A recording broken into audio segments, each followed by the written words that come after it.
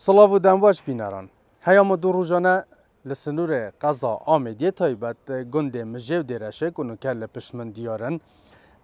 بالافرن ترکیه به دجواری بردماند کن آگیره که مزن آقار گندی کتیه هر واسان ناو نیزی گندی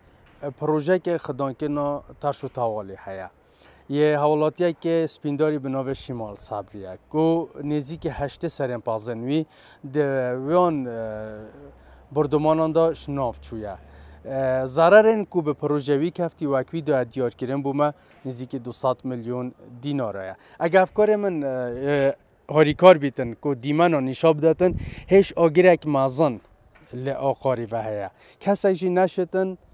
اوی آگیری و مرینیتن جبروی که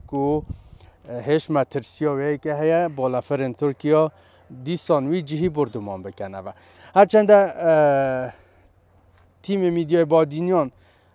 حال دا بگیت جه رویدانه بلام آسایش پارتی دره دا بو و اوره ندا ما که هم بچینوی جهی هم ضررنوی پروژه کتین هم بیرو بچونن خلکی و گرین امن هر دو گندان دیره شو مجه کانه آیا و چند بویا مترسی لسر جیانوانا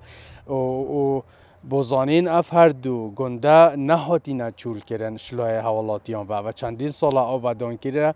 و خلک اکتداد جیدن هر دیسان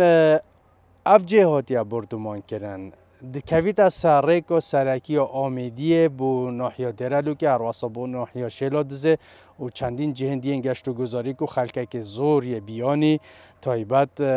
حوالاتیان عراقیان باجر نوراست عراق ویره دو در باز بن روزانه بسیار دیگن که آیا اگر چه ویره تا بردمان کرن اوش بیتا کارتیکه نگدی لسر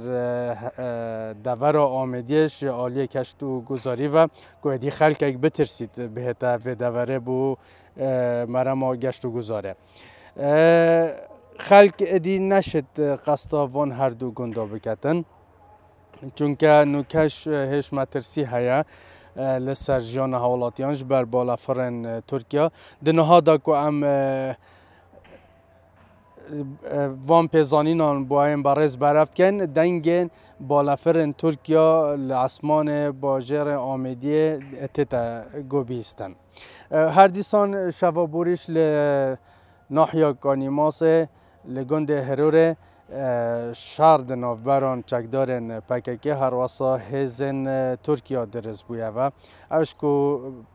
خلک بیزار بولوی که ترس کتیا دل خلک دا خلک دی گندن خود چولت کتن برف جهن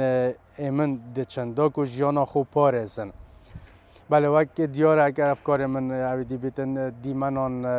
نشان بداتن که اف آگره آقار گند مجه و دم بودمی برف زده بونه چیتن و کجی نشد بچیتن و مرین ارسا تیم برگیری شهرستانیش نشن بچنوی جهی همیشه بروی که بر ترسا بالافرن ترکیه